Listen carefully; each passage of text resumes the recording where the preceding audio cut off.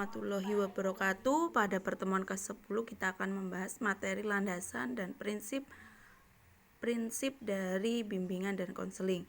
Untuk landasan bimbingan dan konseling, menurut Winkel ada beberapa landasan. Yang pertama, bimbingan selalu memperhatikan perkembangan siswa sebagai individu yang mandiri pada dunia subjek masing-masing individu itu. Kemudian, bimbingan berkisar pada dunia subjek masing-masing individu. Kegiatan bimbingan dilaksanakan atas dasar kesepakatan antara pembimbing, yaitu guru, dengan yang dibimbing, siswa itu sendiri. Bimbingan berlandaskan pada pengakuan atau martabat serta keseluruhan individu yang dibimbing sebagai manusia yang mempunyai hak-hak asasi. Bimbingan adalah suatu kegiatan yang bersifat ilmiah yang mengintegrasikan pada bidang-bidang ilmu yang berkaitan.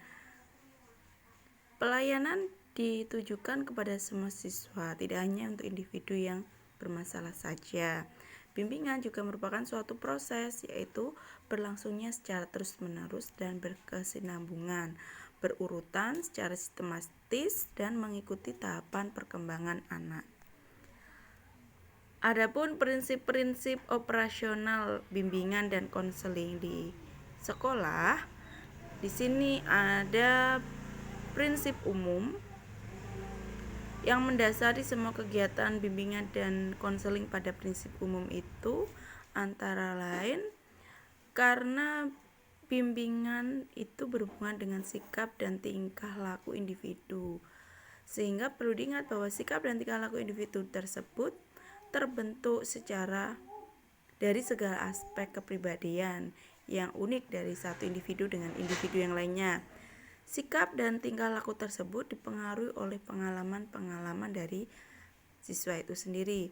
Perlu dikenal dan dipahami karakteristik individu dari individu yang dibimbing.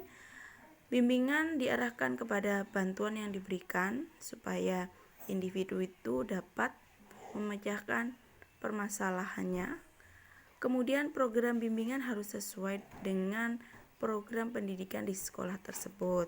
Pelaksanaan program bimbingan harus dipimpin oleh seorang petugas yang memiliki keahlian dalam bidang bimbingan dan kesanggupan bekerja sama dengan para pembantunya, serta dapat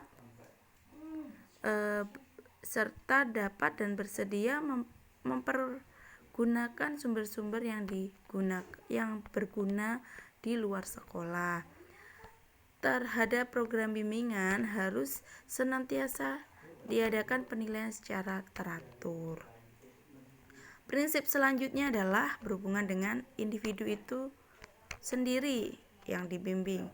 Layanan bimbingan harus diberikan kepada semua siswa. Maksudnya di sini bahwa bimbingan dalam memberikan layanan tidak bertujuan kepada siswa tertentu saja.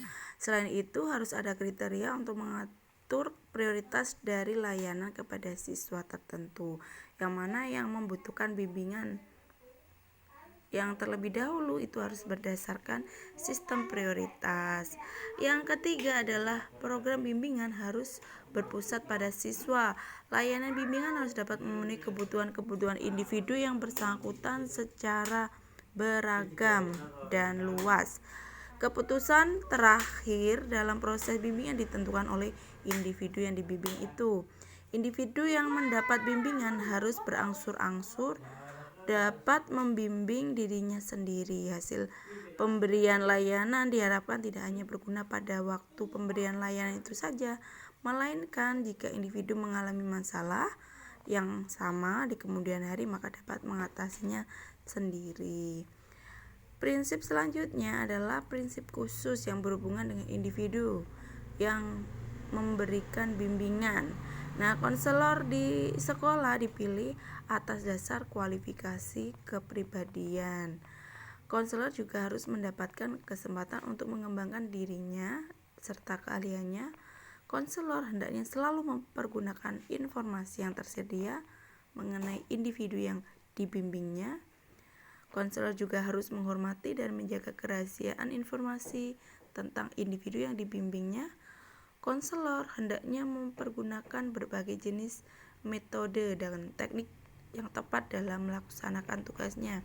Konselor juga hendaknya memperhatikan dan mempergunakan hasil penelitian dalam bidang minat, kemampuan atau hasil belajar individu yang diperolehnya untuk perkembangan kurikulum sekolah yang bersangkutan. Prinsip khusus yang berhubungan dengan organisasi dan administrasi dari bimbingan. Di sini bimbingan harus dilaksanakan secara berkesinambungan. Selain itu, harus disediakan kartu pribadi bagi setiap individu. Program bimbingan harus disesuaikan sesuai dengan kebutuhan sekolah yang bersangkutan. Pembagian waktu harus diatur untuk setiap petugas secara baik. Bimbingan harus dilaksanakan dalam situasi individu dan dalam situasi kelompok sesuai dengan masalah dan metode yang dipergunakannya. Sekolah harus bekerja sama dengan lembaga-lembaga di luar sekolah yang menyelenggarakan layanan yang berhubungan dengan bimbingan dan penyuluhan. Dan kepala sekolah memegang tanggung jawab tertinggi dalam pelaksanaan bimbingan. Pada pertemuan kali ini, saya akhiri. Wassalamualaikum warahmatullahi wabarakatuh.